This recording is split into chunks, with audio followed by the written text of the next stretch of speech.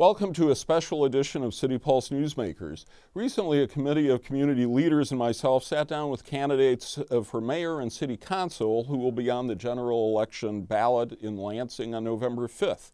This is one of 4 programs in which we are presenting those interviews. In this program, you'll see the candidates for mayor. First up is the incumbent Virg Bernero. He is seeking his 3rd term.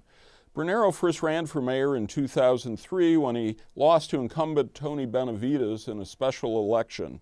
He came back in 2005 to beat Benavides. In 2009, he won easily against Councilwoman Carol Wood. This time, he faced his former councilman, Harold Leeman. Bernero is a former county commissioner, state representative, and state senator. He was also the Democratic candidate for governor of Michigan in 2010, losing to Republican Rick Snyder. Bernero is 49 years old. Let's watch that interview right now. Well, thank you. Hopefully I won't take the whole 3. I want to thank each of you for taking time out on a Saturday morning. I know you care about the city enough to do this, and it means a lot. So on behalf of Lansing residents and myself, thank you very much for your concern, care, and contributions to the progress of the city of Lansing. And Burl, thank you for really keeping the spirit of journalism alive. I know it's not easy. It's something that we took for granted for a long time in this country. The fact that there'd be a morning paper and that the news would be the news. But some of those things are turned on their head now, and I appreciate your commitment to, journalistic ethics. I don't want to sound too high-handed, but I know it's not easy. The finances, the journalist part of it, doing the right thing and trying to be fair to everybody and listening to the gripes when people think they weren't fair. So thanks to the City Pulse. You are doing a great job covering local news, even if I don't agree with you all the time. And then I would just say, overall, the main thing of my campaign is that I think Lansing is on the right road. We've been through some very tough times. There are certainly things that I'd planned to turn out differently. When I said good to great, taking Lansing from good to great, I assumed we'd be at great by now. Let me just acknowledge that. 8 years, I figured that's long enough to go from good to great. I didn't anticipate the financial crash of 2008. I didn't anticipate the bankruptcy of General Motors and the potential loss. And of course, who does? How can we ever? We don't have a crystal ball. We work hard every day. At the same time, I'm proud of the accomplishments. I'm proud of my team. I feel like I've had a great team, even though the individual members of that team have turned over. Overall, I think we've been able to maintain an incredible quality at Lansing City Hall that I'm very proud of. There's a lot of work to do in the city. At the same time, I look around I see, and I don't want to, it's not, I'm not picking on these communities, but Detroit, Flint, Pontiac, my hometown of Pontiac, things are a lot tougher in some of those places. And that's because of years of work. We stand on the shoulders of giants. Dave Hollister started moving Lansing in the right direction. I like to think I built on that foundation. It has not been easy. We have a lot of challenges ahead of us, but we also have a lot of strengths. We have some incredible strengths and foundation to stand on in Lansing. I don't think we're done growing. I don't think I'm done growing, personally or professionally. And I think I've found a way to do it in this job as mayor. So I am actually excited about the next 4 years. I think we've made it through the storm. Jennifer Granholm used to use the term working through the rain, working through the storm about Michigan. I think she did that as governor, and I think that I did that as mayor. I think I helped lead, and we have great people that helped lead in the private sector and the public sector. So we come out of this storm poised for a real revival, and I see signs of it all over the city. So I'm excited to explore that as we move forward. I'm going to kick things off. You have a slate of candidates for city council, and among them is not Brian Jeffries. And what will we see? What will be different if Judy Clark is elected and Kathy Dunbar is reelected and Jessica Yorko is elected and Brian Jeffries is not? Well, I think the whole tenor, the tenor of the council could begin to change. It has been a very negative tone. It's been a very adversarial tone. And I believe that emanates from Brian Jeffries and Carol Wood. I really believe that the bulk of the negativity and trouble and as I say, that negative tone, that adversarial tone, comes from Carol Wood and Brian Jeffries. They are really the click and clack of the operation. They're where a lot of the negativity begins. And it's really an overall attitude, Burl. It's not that I want people that are simply yes people, but I want a reasoned discussion, I want thoughtful discussion, and I want thoughtful disagreement. Well, what's thoughtful disagreement? It's kind of the disagreements you and I have. If you don't like my approach, I've heard people say, well, with Bernero, it's his way or the highway. No, it's my way, or show me a better way. Show me an alternative plan. I've asked people at the doors, have you ever heard of a Carol Wood plan or a Brian Jeffries plan? It's always the anti-Verge plan. If I'm for it, they're against it. For years, they told me, get out of the police precincts. You're wasting money with the South Precinct and the North Precinct. You're throwing away money on rent. You're giving money to DTN and Harry Hepler. Stop that. So I put in my proposal a couple years ago, let's turn the South Washington Armory building into a police station. Hell no, they said. Absolutely not. How dare you propose that? They've only been asking for it for 3 or 4 years. I finally bring it forward, and now they're against it. Basically, anything I'm for, they're against. That's not productive. And again, I rarely see an alternative. In fact, when the media has pressed them about an alternative to Bernero, when they're saying no, Carol has actually said, that's his job. He's the mayor. We're just saying no to this. It's his job to come up with something else. I don't accept that. When you're getting paid $20,000 a year, one of the highest paid councils in the country, by the way, for a part-time work, when you're getting paid $20,000 a year, you actually can generate some ideas. You're not just there to simply say no and throw up roadblocks. That's all I've seen from Brian Jeffries. Brian Jeffries is a fine man. He's my neighbor. He's a fine neighbor. He keeps a beautiful yard. He's just a terrible council person. All right, I'm going to open things up to the committee. Walt? Along those lines, Mayor, you say it's not my way or the highway with you, yet in the last budget cycle, you didn't accept any of the changes in the budget that the council proposed. You vetoed them all. Didn't they have any good ideas? Well, we're talking about Carol and Brian and their three minions, and essentially no. They wanted to block the IT investment, for example. It's not a good time. We need a cabinet level IT. If there's one thing that we're all aware of, it's how computers and IT is everywhere today. Whether you're talking about police operations, fixing roads, whatever it is, it's backed up by computers. We have an antiquated system that is being held together with baling wire and duct tape. It is long past the time when we have to make that investment. And that's what you see. In the private sector, the public sector, you're seeing IT elevated to get to where the chief executive officer, myself, can pay close attention to it because it affects every aspect of our operation. That's just one example. It runs down the line. So, the budget is the crucial document that sets the priorities forward. It's not just numbers. It's what we do. It's what's important to us. They wanted to eliminate the faith-based coordinator in the mayor's office. Number one, this just shows you how they like to be nettlesome. It's part of my mayor's budget. I didn't create new money and create an office. I took money out of the existing mayor's fund, the same money that Benavides had, and I'm spending it a different way. I created a faith-based office within the mayor's office. And yet they want to get in the mayor's budget and tell me I can't have a faith-based advisor. The governor's had a faith-based advisor. The president's had a faith-based advisor. It's been a phenomenal boon to the city. He's been able to leverage the assets of the faith community and get us all rowing in the same direction. We serve the same people. We're not spending money proselytizing to people, but we're leveraging and working together. And we've been able to win grants with that office. But just to mess with me, they want to argue about, I think it's $20,000 in a faith-based office, which again is part of my overall budget, which has not increased since Benavides. So a lot of it is picayune nonsense. It's not in the spirit of collaboration. And again, let's look at the big picture. We've got millions of dollars of investment in the city when other cities were falling by the wayside. We've got investment. We've got things flourishing, new things, new growth all around the city.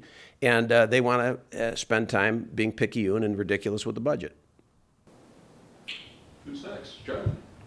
And I'm going to go, Mayor, from sort of these bigger pictures to something that I hear a lot from residents that are concerned about quality of life, and this is just one example. And I certainly know why there's no money, because the state didn't come through with a lot of this money. However, it's the little things that become big things, like not mowing NLK median and putting that that growth retardant stuff that then looks worse.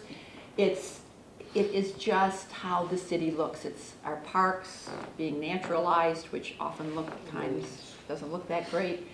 And I know the money situation very clearly, but how can we, and I really mean this, I'll do anything I can do, what can we do to try to deal with those issues so that when people go to Delta Township and see the parks, meticulous, that they don't say, what's happening in my city. Well, let me say first that I'll stack up the condition of Lansing's parks with the condition of almost any parks anywhere in the state in terms of their condition. Let me just state flatly, I think our parks are in beautiful shape comparatively at this point in time in the state of Michigan. So I just want to make that very clear. I'm proud of what our team is doing. And I'm also quite pleased with the beautification. Now, I know that reasonable people will disagree. But I'm just telling you, I've looked very carefully at the so-called beautification efforts. We have not stopped mowing parks by any means. We have thousands of acres of parkland in the city of Lansing. Let's recognize that we have more parkland than most cities our size, way more parkland, not by a little, by a lot. We have a lot of parks, and it's an issue that we'll be discussing more in the next 4 years. We have to discuss if we want to hold on to those parks. If we want to hold on to them and we want them meticulously maintained, we'll have to pay more. Now, I heard in the City Pulse questionnaire that they're talking about property taxes being too high in Lansing. Well, if you want to address the issue of property taxes, get ready to sell some more parks. As you know, I've been a little bit bold on wanting to sell some golf courses and turn them into money-making operations. We have a lot of parkland. And so way more than most cities our size. It's expensive to maintain. Now, we have recently privatized the mowing of those parks. That's controversial. It's controversial with our unions. As you know, I don't shrink from controversy. We have to make tough decisions. If we don't make tough decisions, we will be Flint or Detroit. So we're not done making tough decisions. We're not out of the woods. And some of that has to do with the amount of real estate that we have. We're taking a very careful inventory of the real estate we have. We have parkland. We have real estate that people aren't even aware of. We have acres of land that juts into Delhi Township, for example. Most people are unaware of. That's forest land. We have land you wouldn't believe. We're taking it all into inventory, and we'll be moving that forward. Periodically, I hear from council members, I would never sell parkland. Why? Once you sell parkland, it will never come back. Okay. How do you propose balancing the budget? They yell at me when the parks aren't meticulously maintained. Again, I think they're as maintained as good as any parks anywhere, but they don't want to sell anything. They don't want to lose any ballast. We have some tough decisions to make in the city. We're the capital city, but being the capital city doesn't mean that the state just writes us a blank check. And some of the medians that you're talking about, Joan, as you know, are a state responsibility. They're on state trunk lines. The state has done a fairly lousy job doing with its end of the deal. And we have a good relationship with the state. I'm pleased that we have a good relationship with the Snyder administration. As mayor of the capital city, it's important that I nurture that relationship, and I have. Recently, I did have a conversation with Dennis Muchmore, the chief of staff to the governor. You might think that we have bigger things to talk about, but at one point in time this spring, when the grass was ridiculous, I called and we had a very frank discussion. And Dennis is a resident of this community, and he understood what I was saying, and he was responsive. So, we're constantly working on that state and city relationship because we have the state trunk lines and the capital loop. So we have to work in cooperation with the state. Bill? My personal passion has always been education. And I've been one to go out in the community and say, first question in real estate is how are the schools? If we want to raise property taxes, one of the easiest ways to do that is to bring more people into our city. And that is very dependent on the condition of our schools. I know that there has, let's say in the recent past, we'll go back to even the Hollister administration, a strange relationship, I'll call it, between the city and the district. I'd like to hear what your thoughts are on that subject, and in the next 4 years, what's your ambition? And I'm going to say I would like to see a change from the strange. Well, I certainly, first of all, Bill, agree with you that as goes the schools, so go the community. With a caveat. That used to be said, and it could be said pretty flatly, that as go the schools, so go the community. However, that was before schools of choice and charter schools. John Engler, the era of John Engler, ushered in the era of choice and charter. And for the first time, somebody could sit in a community and send their kids to a school in the suburbs. That changed fundamentally the urban school district forever in Michigan. And we're still suffering from the reverberating effects of that. That, to me, is the biggest thing that is affecting our schools, that is impacting our schools, in addition to the onslaught, the attack on public education being led by Republicans in the legislature. So it's going to be a difficult time for schools, let's be clear. And I'm not trying to point the finger. I mean, I just tell it like it is, of course, how I see it. The relationship between the mayor and the school district is tiny in terms of its importance compared to what the state is doing to our schools and compared to what the impact of choice and charters. Because what happened is the neighborhood school concept basically is dead. And that neighborhood school concept was people sending their kids to the school in the neighborhood, people kind of adopting the school, people kind of being geographically connected to their community. The school was part of it. Now you've got, if you walk down a street, as I have walked down many in this election cycle, you've got people, of course, with no kids, where their kids have grown up, and then you've got people with their kids in Okemos, in Holt, in East Lansing, in private school, in Lansing schools. So that sense of community and that bond with the schools just simply is not there. I mean, that's just reality. And the schools are having to deal with that reality.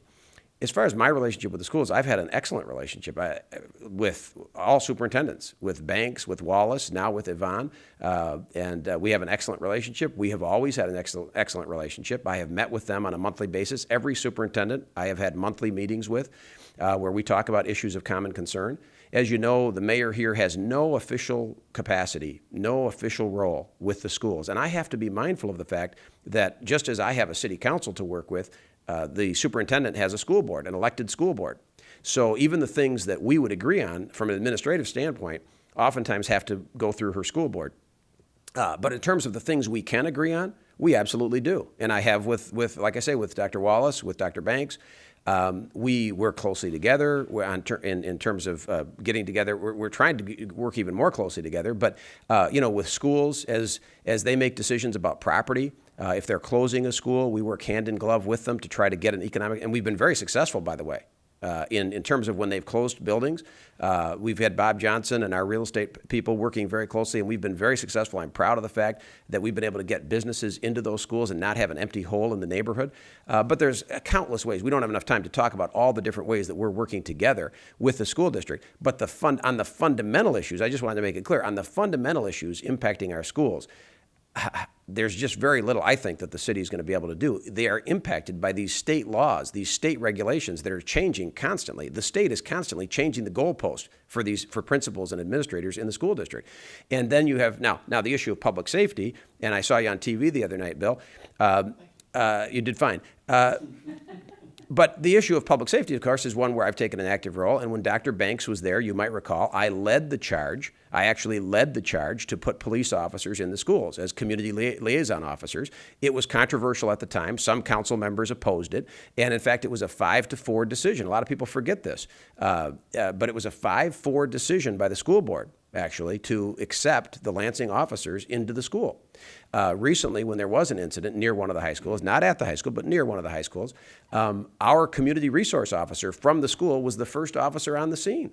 And perhaps one of the reasons why our schools have been so safe. I like to think that we have really contributed, that the close relationship we've had, the excellent working relationship we've had with the school district has helped to keep Lansing schools safe, to keep intruders out, and to keep problems out. Now, our next challenge, and you'll be hearing more from me on this, Bill, we're not done. As you know, Chief Yankowski has been to your meeting, but we've got more. We are looking forward to working with you and other neighbors about creating a safety zone all around the school and the neighborhood surrounding the school, and really involving the neighbors in being part of that. And I know you want to, and that's commendable. I compliment you on putting together the financial health team that you did and taking an overall look at the city's finances and ways that they might be improved. However, shortly after they submitted their report, there was criticism that you did not implement very much of it. I wonder if you would talk to us about that. I'm sure you have plenty to say. Thank you, Gretchen. It's a great question. I am proud to have put together the financial health team. And in this case, a lot of times my people have good ideas. I surround myself with good people, people smarter than me. But I have to say, in this case, this was my idea, that I saw these cities that were in trouble. And one of the first things that happened in the process to getting an emergency manager is the governor appoints a financial team to come in and assess the city. And we were facing such challenges, and with so many cities falling by the wayside, including my hometown of Pontiac, which kind of hit me hard, I said, I have my finance people, and I'm looking at things and reading budgets, but we have these great smart people in the community. And I'd like to put together my own financial health team and see and bring in these experts and give them no holds bar, give them no preconceived notion, and just say, come in, all of our records are open, and give us your best advice. And that's exactly what we did. We got the pillars of this community, the top business leaders and some labor leaders, and they agreed, and have at it. And they asked me, now, is there anything, Mayor, you don't want us to go, anything we can't? And I said, absolutely not. There's no sacred cows. Come in here, look at everything, look at the pension, the health care, look at the spending, look at the mayor's office, look at the council, look at everything. Tell us where we're out of whack. Tell us what we need to fix. That document, the FHT report, the Financial Health Team report, it was never anticipated to be something that would be the big bang, that they would lay down and we would implement, because it is so far-reaching. The problems that we've gotten into have been decades in the making. Now, we don't have decades to fix it. I'm not trying to say, well, it took decades to get here and it'll take decades to get out. What I'm saying is it took decades to get here and it will take a few years to get out. And we will have to make some key decisions in this next term. And if we don't make the tough decisions, then in 5, 7, 10 years, we could absolutely be Detroit. And the FHT's made that very clear. Some of the recommendations right out the gate, we said no. Because again, I gave them no preconceived barriers. So they said, well, consider selling the Board of Water and Light. We said right out the gate, not going to do it. Not going to do it. I'd already considered that. Years ago, people came to me and asked, would you consider selling? I looked at it in the sense that it's my obligation to look at everything, and it made no sense. It is an incredible asset to this community in a variety of ways, and it would be short-sighted. Would we make money on the front end? No question. How much? Who knows? Maybe $500 million, maybe $1 billion. That would be a one-time shot. The Board of Water and Light is an asset. It's a gift that keeps on giving. And, if we were in a fire sale, we might have to do that. We don't have to. It's something that we have a great relationship. It serves this community. They're not, they don't throw people. They don't just lightly shut people's lights off. They're not a big, bad corporation. It's great to have a homegrown company in so many ways. That's one example. The other example they said is to stop the 1%. We have 1% of our budget that goes toward human services, the Joan Jackson Johnson, the human services, and they partner with different agencies, Boys and Girls Club, you name it, the Salvation Army, and that money is leveraged and turned into millions more. It's about $1.4 million, I think, that we spend out of our budget by ordinance. 1% of the city budget will go toward charitable things. And there are services that are provided. And again, that money turns into millions more than $1.4 million. We said we're not going to do that. At a time when people are struggling, we're not going to stop. I know it makes from a hard-nosed financial sense. So there were things that we said no. Then there's things that we said we're going to study. They've said that we should switch our pension system. We have a pension system that we run. They've said we should join the MERS, the bigger pension system. We're studying that. The pension boards are looking at that. That's not something you're going to do on a whim. The other things, many of the things they recommended, Gretchen, are things that have to be negotiated through the collective bargaining process. And we're in that right now, because right now I have the UAW, the Teamsters, and the firefighters contracts all open. And so I'm not going to publicly, negotiate, but I can tell you that those issues, and those are big ticket items. Those are big ticket items. You're talking about retiree health care, you're talking about pensions, you're talking about current health care, you're talking about multiplier formulas for the pension system, you're talking about what's included in the final average compensation. So these are big ticket items, most of which have to be negotiated and are being negotiated currently in the collective bargaining process. Okay, one of the other things that they suggested was $1 million in reserves. How are we doing with that? I believe that this year we will be in the black. I believe we will have a surplus, so to speak. I hesitate very much to use the word surplus because council members can get excited and start adding up their spending, their Christmas list. But I believe we will be in the black rather than in the red for the first time in my time as mayor. And that signals a couple things. I'd like to say it signals my fine financial management, but it also signals that Lansing voters have sacrificed. Lansing voters, raised their taxes to pay for police, fire, and roads, and that now, finally, property values are beginning to creep back up. It will be a slow, steady creep up because of Headley. It's not like, we've lost huge amounts, and it will only very slowly move its way back up. But even so, That is what's that and the income tax, the healthy wage that people are making.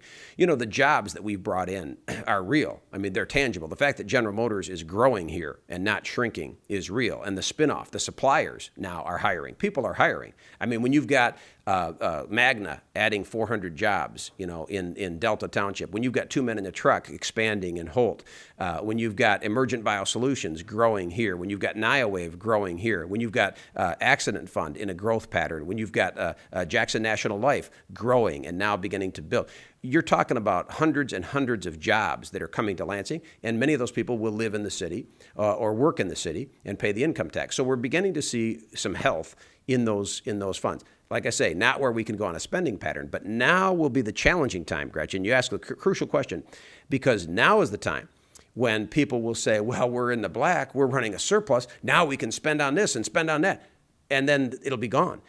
So that's the beauty of that FHT report. It's not, again, that it's the big bang, but that FHT report will hang around like a cloud. And every time over these next couple of years, which are pivotal, when we have the money, and the question becomes, what do we do with that money? We've got the FHT report like a hammer to say, wait a minute, this is what, and if we're not going to do what the FHT says, we're going to do it consciously. We're going to do it with our eyes wide open. We're going to have to say, yes, I know the FHT says this, but we believe this is more important. One of the things we're doing, for example, this year, instead of putting money in the rainy day fund, is we're buying 2 or 3 new fire trucks. We made a conscious decision, and I've had some FHT members ask me, you know, what is this you're buying? You know, can't you just buy one? No, we can't. I think it's 3 trucks that we're buying. We had some trucks break down. We had to go to other communities and get their backup trucks. Our backup truck broke down. And then we had to go to other communities and get their backup truck. We're going to answer 911 calls. That's the first order of a city. So if that means not getting our rainy day fund where it needs to be, that'll be it. Now, again, each decision that we make is going to be pivotal in these next couple of years as we continue the road toward financial solvency, and I believe that's what we're doing. Just as it was important what we did in tough times when we were in the red, it's going to be even more important what we do now that we're in the black. That's my plan, and that's as much as I can say. I fully intend to. I'm very excited about where we can go, about where Lansing is headed. I am genuinely excited about being mayor when we are in the black and not simply cutting. I mean, I've had 8 years of cutting. We're 30% smaller, our workforce in Lansing. When Joan talks about how some people are unhappy with how some things look in the city, and of course, I'm not happy with potholes and heaving sidewalks. We've had issues, and we still do. We've got things to fix. But I've had to be mayor during the tough times. I mean, I've been cutting. I've been scaling back. I've been asking people to sacrifice. And, you know, they've worked with me. Our workforce has worked with me. They've shouldered the burden. And I'm not saying it's going to be, you know, now it's going to be the fat times. But I'm looking forward to when we can make some investments, when we can make some strategic, and we have, but in very difficult times. I'm looking forward to maybe slightly better times, and maybe times when the business community has even more money to invest. You know, it's been like pulling nails in the private sector to get banks to provide finance, very worthy and exciting projects that have going place. And like that NAPS project, it was such a difficult process because of the financing. It was a great project, but I just can't tell you the machinations that we had to go through to make sure that was in place. So I'm hoping that gets easier as well. So I'm excited about what we can do. I'm also very excited. You've heard me talk about the U.S. Conference of Mayors. I've been appointed chair of the Manufacturing Task Force for the U.S. Conference of Mayors. Manufacturing just really excites me, and I'm excited about taking a national leadership role. We're going to help to prepare a national agenda for manufacturing. We're going to be working, we'll have an announcement pretty soon on that.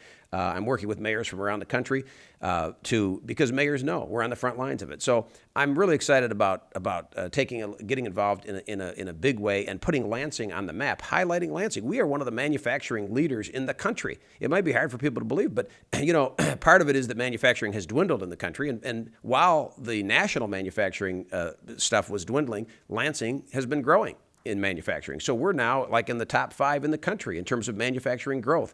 And we're going to be highlighting that nationally. We're going to bring manufacturers from all over the country. We're going to continue to grow that sector while we diversify the rest of the economy.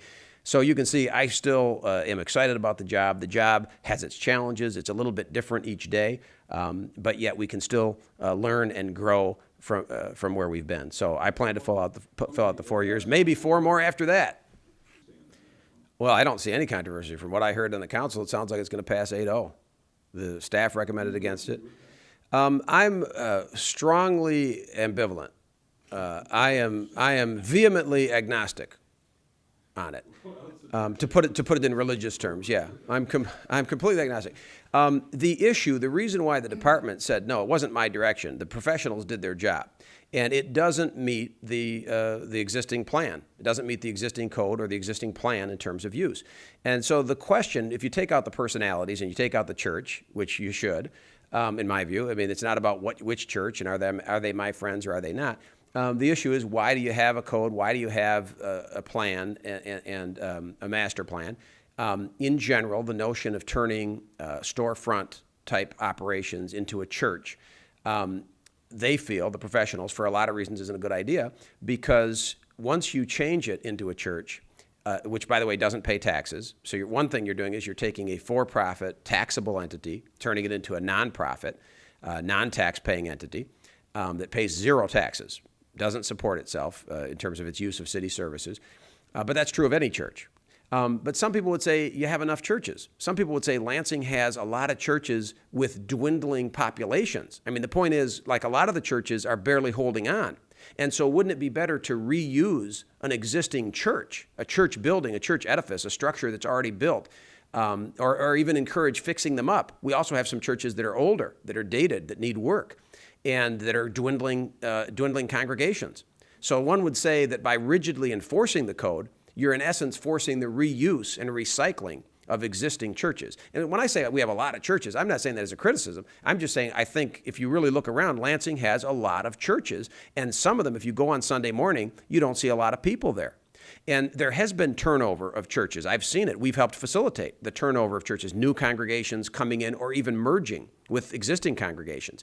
And some would say that's a wise policy because those places already aren't paying taxes. Some of them are falling down and need to be refurbished. And so to get new congregations in an old church building is good public policy, as opposed to taking more taxable land and turning it into non-taxable and putting churches that weren't zoned in areas that weren't zoned for churches. You know, even though I'm not a big fan of rigidity in public policy, I think you got to look at each thing on a case by case. You also have to look at trends, overall trends. And Lansing has a lot of nonprofit land. State government pays no taxes. You know, colleges pay no taxes. Lansing Community College, God love them, they're a tremendous asset to this city. They do not pay taxes.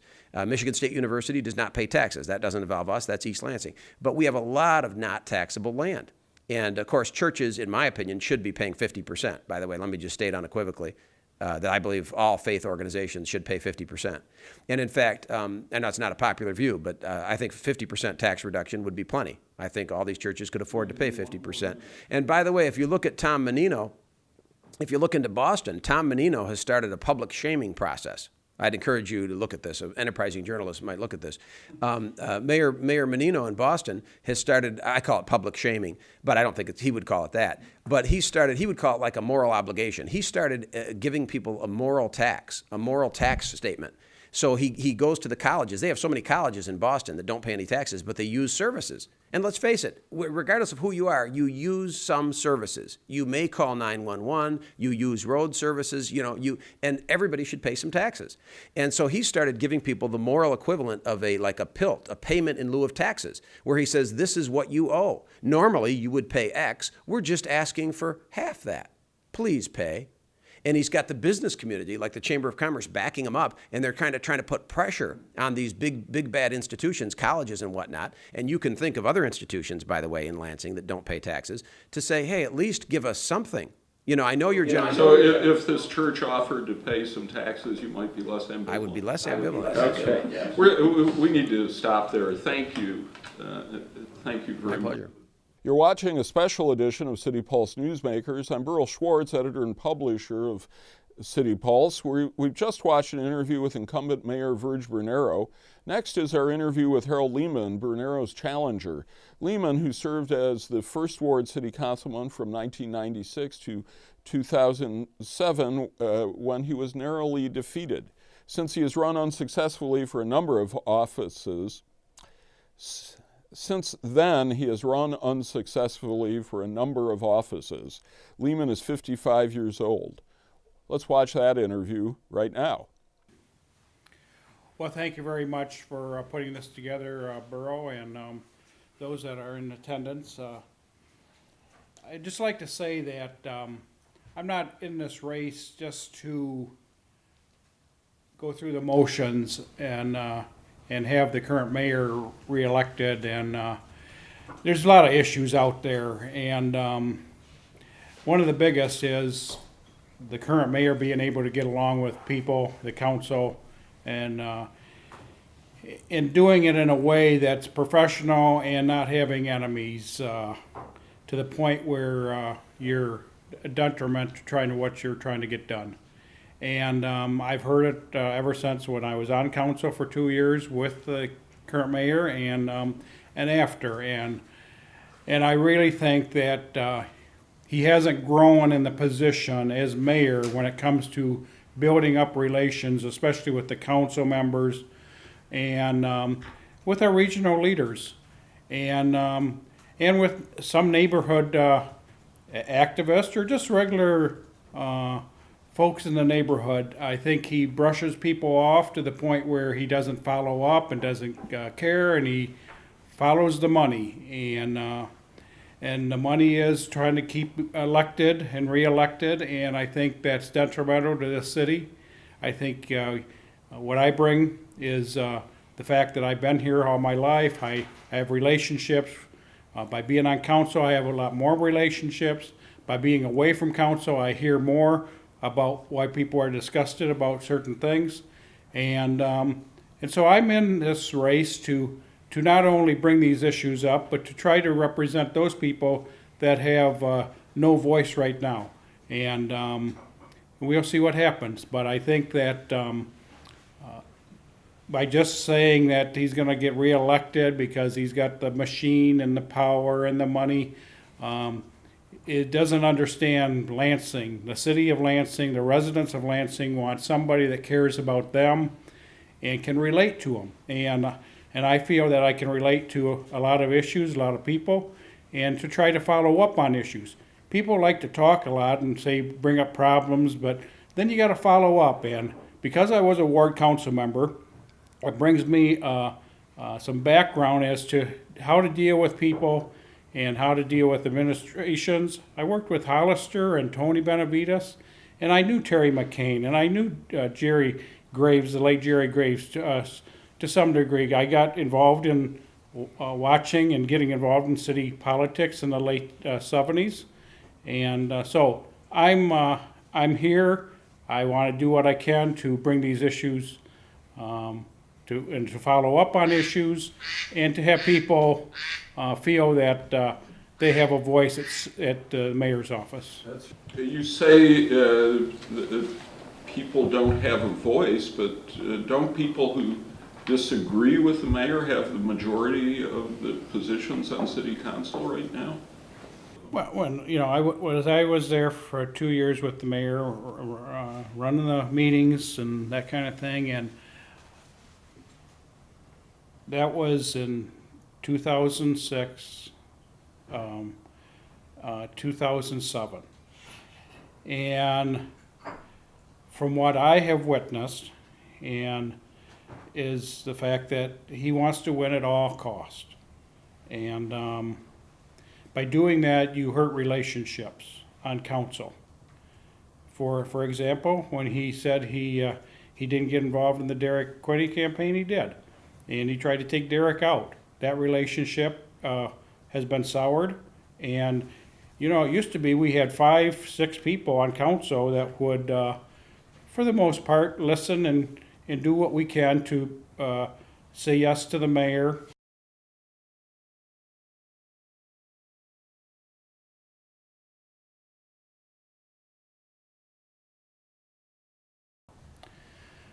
Well, you don't want it to be too general. I always was proud of the fact that I was an independent, and I waited, and people would tell me, Harold, make up your mind and decide now because you're going to get pressure on both sides. Well, you either do that right away and not have to have the pressure, or you wait it out and listen to the different sides on an issue, and then and you try to convince whoever is in the administration to understand. I take my time and I will decide how I'm going to do it. But I do think you need to watch when you make generalizations. Are you on the A team or the B team? And I think that it's a little more challenging to understand the dynamics of what's going on. So I don't know if I answered your question, Burrow, but I do think, I like the mayor. I liked Hollister. I like Tony, but to the point where, it's overkill from the current mayor regarding Virg TV. They call it Virg TV out in the, regarding our Channel 12. The council didn't have the votes and they gave up the right to oversee the channel. And so now the mayor oversees the channel, and that is wrong. I would make sure a council member is on some kind of a board that reviews what's the content of this station, of what's going on. It shouldn't be everything about the mayor. And I think that that just is one example. And plus the incumbency factor of the fact that he's been here for 8 years, he has not stopped trying to not only promote himself, but he discs all the council members, and that's wrong. And then when the budget, all these people work on the budget, the council members, and Joe knows how much time people put in on these budgets, and to just say, well, I'm gonna not take your advice, you can try to override me, but I'm gonna do what I put out there as a budget, and not even work with the council members. And so if I'm a council member and I said, okay, I put all this time in for 2 months, and then you're just gonna say, well, the budget that I put in is gonna be approved, forget you guys when it comes to these amendments, and call you different names and say that how bad you are. The relationship didn't grow this year at all. And for him to do that, I would be just ticked off that I put all this time in it, and you just say, well, forget you.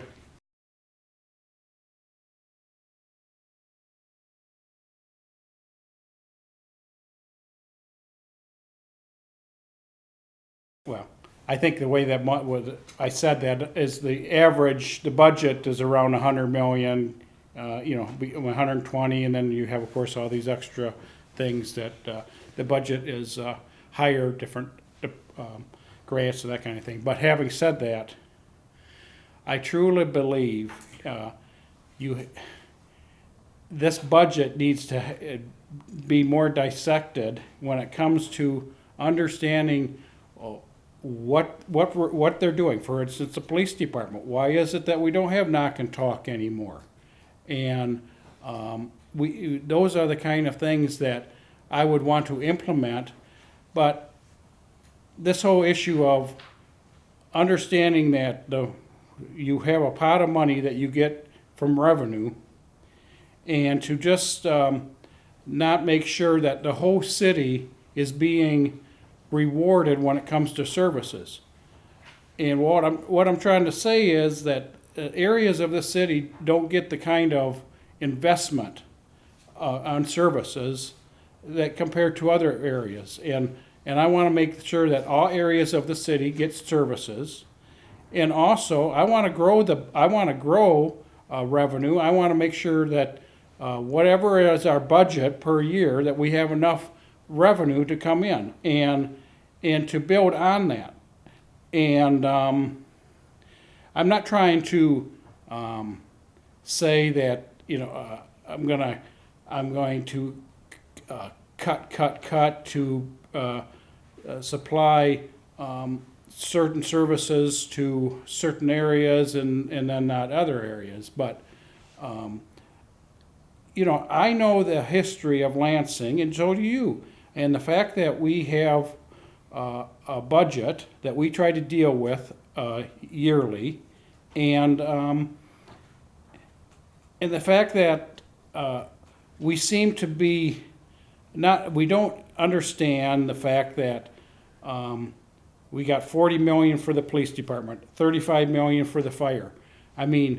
and then whatever's left, and we need to learn from all these experiences, whether with this report that Hollister oversaw, but I just hope you understand that I don't have all the answers, but I know that I can put together a team to make sure that the citizens are well represented when it comes to making sure the amount of money they put out for taxes is going to be spent in a way that they're going to be seeing results.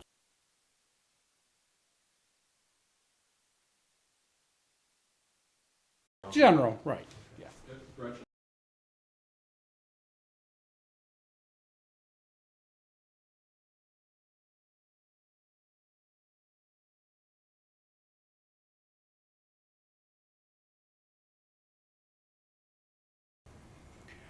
Well, this is the problem with that report, and the council members, I'm just saying that you had the report, the mayor never followed up, and the council never followed up with some kind of a hearings to review those publicly.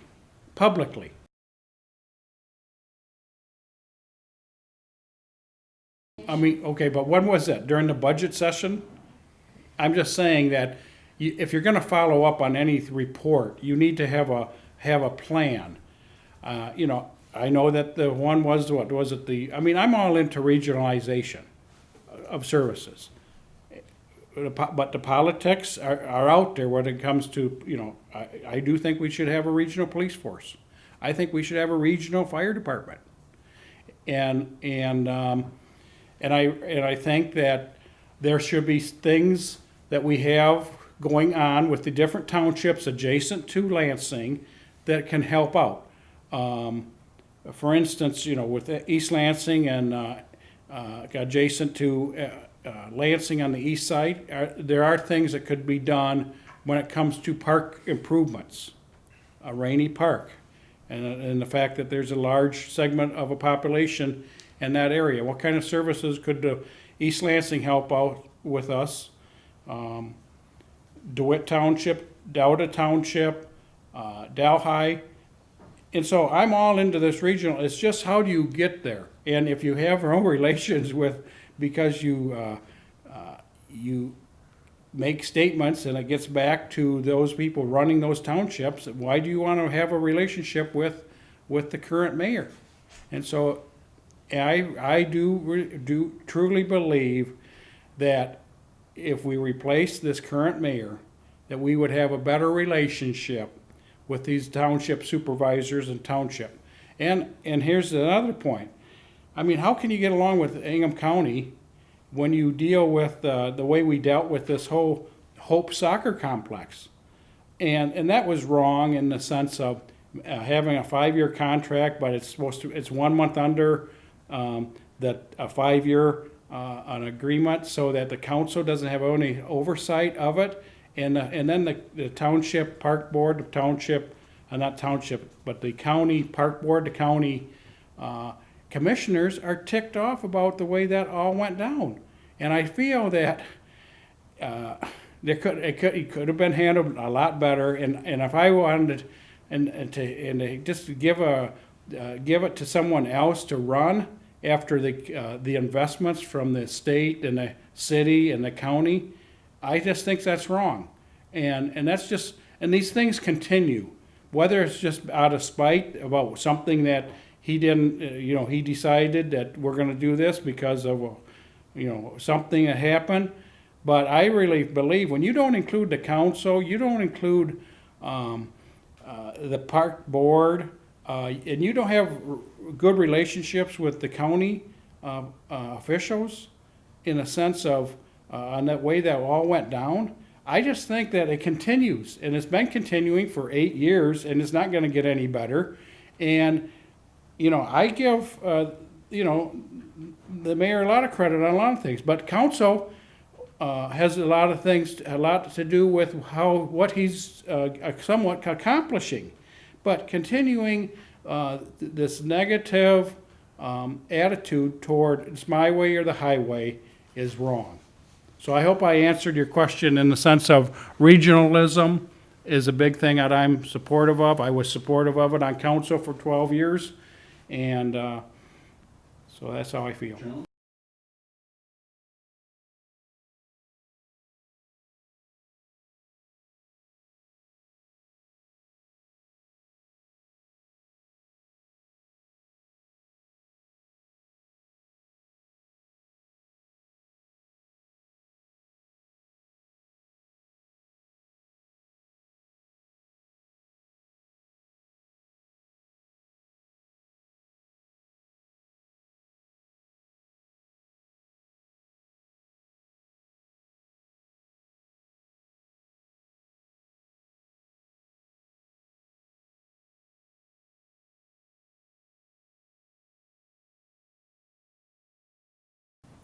Well, I think there is a problem, and I think it continues because, for instance, the mayor doesn't see the things that I would see or the neighbors see, and because he hasn't lived here long enough in the sense of taking ownership of knowing things.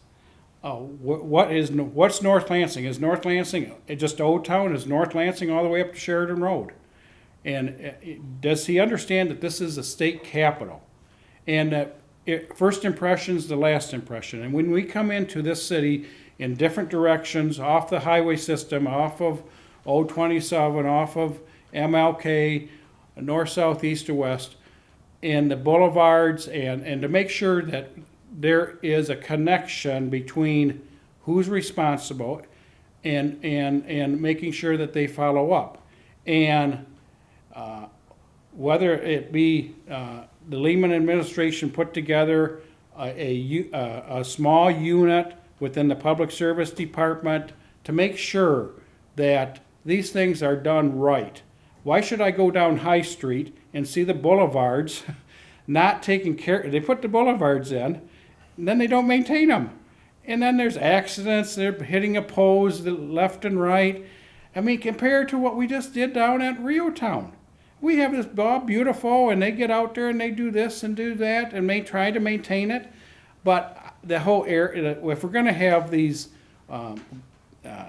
gateways into the city, into the neighborhoods, we need to maintain them. And under my administration, I'm going to do everything I can to maintain them. And I get back to the fact that, I'm not ragging on the mayor because, he grew up in Pontiac, Oakland County, but he doesn't understand that the history of driving in an area and how it used to be in the sense of being maintained. He just drives on through where he's going, and he doesn't care about chronology of events, history, or anything when it comes to maintaining. And whether it be the park system, Cooley Gardens, what's going on over at Francis Park. Those are the things those are our city assets, just like the golf courses are our city assets. And what did he do with the golf courses? Instead of listening to council, he just closed them down. Council members told him, make a deal with Delta Township and Lansing Township when it came to Waverly, and make a 3-party agreement, make it work until if you want to put it up for sale or ask for something to be done there, then we'll put requests for proposals out to some degree, but don't ruin the golf course. It's an investment that we had year in and year out, and I've been told those greens cost $10,000 to replace. So he closes them down. He uses all this words about why it's bad to have 3 golf courses, 4 golf courses, and he closes them when he could have made a deal with Red Cedar, make a deal with East Lansing and MSU and Lansing Township to make sure that they're open and they're maintained. But no, he closes them. The asset is ruined, and then everybody's supposed to forget about it. We get it on the ballot. We're going to get it improved. And this continues the way he doesn't understand that there were a lot of senior citizens that went to these golf courses, 9 holes of golf, and enjoyed being out away from whatever was going on in their life to relax. And he didn't even understand that this relationship was there. and you had a third from Lansing Township, a third from East Lansing, and a third from Lansing using that golf course, and he ruins it. And we're supposed to wait 5, 6, 7, 8 years for something to happen, and the city council hasn't even sold the property yet. I mean, we have a developer, but there has been no agreement about signing the property off. And Waverly, I mean, it could have worked out a lot better, but he ruined them. And this is what, at the underlining thoughts of the people that dislike the mayor, is the fact that he ruins city assets, and he doesn't have a good relationship with the average public. I'm talking, go to the bowling alleys during the weekday and talk to people. You're going to get a different view than people that are seeing him in his relationship with the business community. So thank you.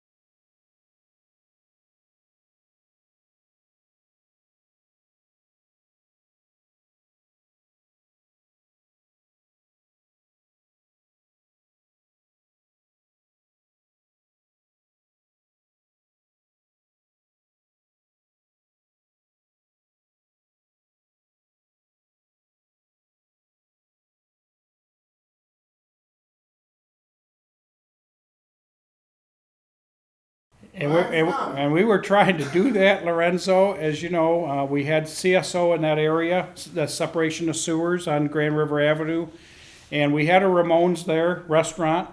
We were trying to improve with different landscaping features, such as this whole antique lighting issue. But more importantly, you have a certain bad landlord that had, when Odaco's left the north end, and that was replaced. I can't remember who even went in there after Odaco, but that person is all connected. That whole situation is connected to what's going on Michigan Avenue right now.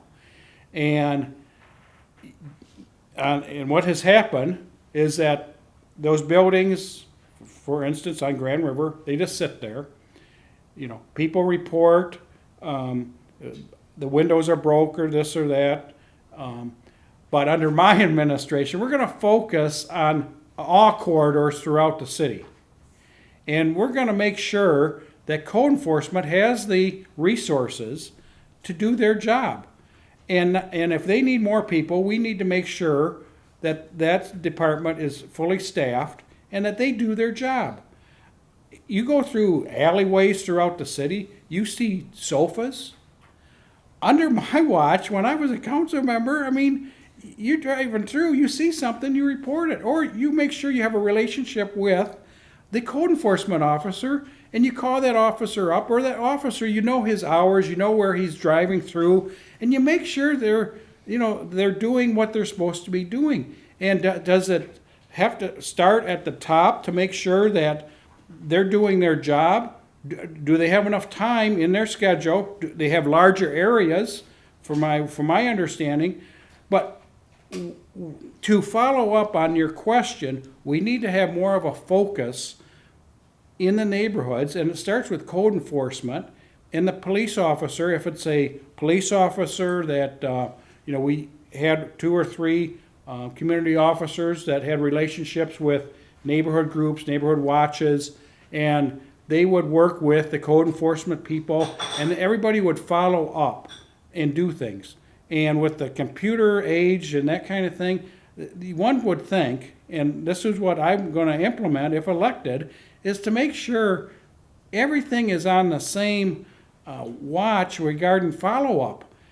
I mean, there's no reason, for instance, you go down High Street, I brought up those boulevards. There's no reason those boulevards should be all maintained. In the housing in that area, if you see housing that's just sitting there, there has to be a record of what's going on. You can tap into that area, for instance. And so yes, Land Bank has been doing certain things. We've had this housing mortgage issue going on for some time. And some of these houses are there, but we don't know the history. You need to know the histories, so you make sure that the code enforcement people are following up, and that for you, do you see hope? At the end of the day, do you see hope with results? I don't care about you. Fine, you can have hope all the time, but you got to have results. And one thing that I just noticed is, are people getting frustrated to the point where they don't see results? If you can call your mayor, your council members, and if they know that this stuff is online to get done, or if they move the ball and say, well, I'll get back to you, Lorenzo, that's not going to be what I'm all about or my administration. We're going to follow up, and we're not going to make this city so big that you can't follow up. You design it in a way to make sure things get done, and you make sure that the director of planning and development, he's as involved as he is with big issues, whether it be NAPS or what have you. But I really think there's been not enough follow-up, not enough results. There's no reason why you go over here off of between Pennsylvania and Cedar Street. Can't think of the street right now, but it's where the Board of Water and Light has their what's that? Hayco. No, not Haco. This is between Penn and Cedar. No, and you have it's just south of 496, and there's a building that's been sitting there empty for at least 6 years. It's a dumping ground now. And the city of Lansing has one of their offices right there. It's it's used as their administrative building. They don't see the things that people drive by and see and follow up. And those are the kind of things that drive council members crazy about making sure people in the administration follow up and get things done.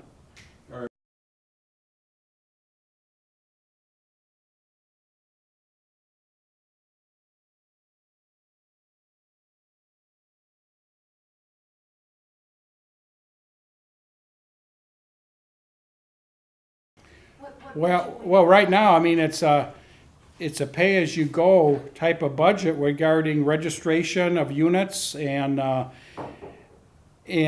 fines and that kind of thing, of how that all works, the system. I mean, tell you the truth, did they really have much of a discussion during budget time as to how this was all going to work regarding the code enforcement officers going under the fire department? And now that it's implemented, and yes, I guess they had an update, but at the end of the day, if you're not going to make sure you have enough officers out there doing their job. Where do you get the money? Well, the money would, well, one would hope that, the registrations 90% to the point, are they all registered up to date? And there's been a lot of changes in our neighborhoods in the past, 5 years, 8 years, 10 years, regarding what do we know, what's going on in our neighborhoods regarding rental properties. I think it's dramatically up. Do we have enough data to understand all these sectors of our community when it comes to housing, whether it be owner-occupied or rental properties? And I'm not going to rag, I always said this when I was on council. There are good landlords and bad landlords. There are good homeowners and bad homeowners. And they drive you up the wall when they're bad. In the sense of, do they see the kind of things that you see when it comes to the appearance of their house?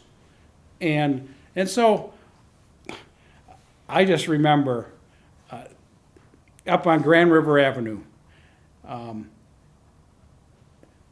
our human resources relations person went out of her way to get some people moved in because she felt sorry for them, and they were the biggest nuisance in the neighborhood. And here I am as a council member trying to work with Rocky and others about issues on Grand River Avenue, and I'm having a department head under the mayor, under the current mayor, go out of her way to help these people out. And this is why we need to make sure we get to the point of having